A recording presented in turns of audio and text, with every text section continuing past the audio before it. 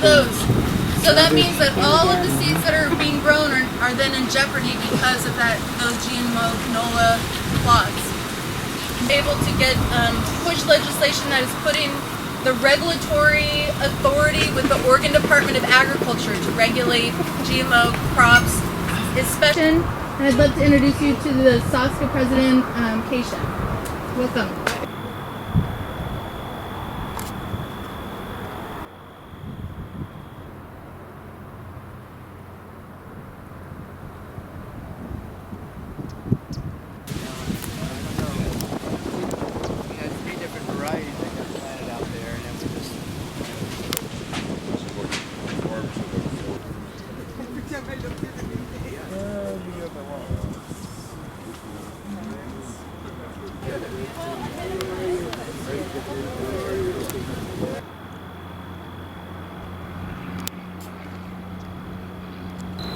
Those are our cocks, resident cocks. They just showed up here a couple weeks ago. A friend was like, yeah, we got it. The neighbor's not so happy.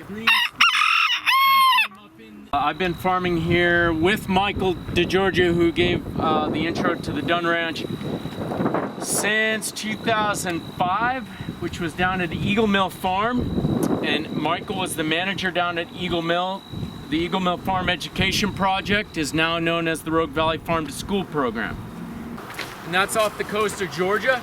And we're growing these beans. We're actually growing these beans here in Southern Oregon. And there's a bunch that are ready. It's just really exciting that there's so many of these beans that are ready. And they're a variety of cowpea. So who has ever eaten a cowpea before? Black eyed peas, cow.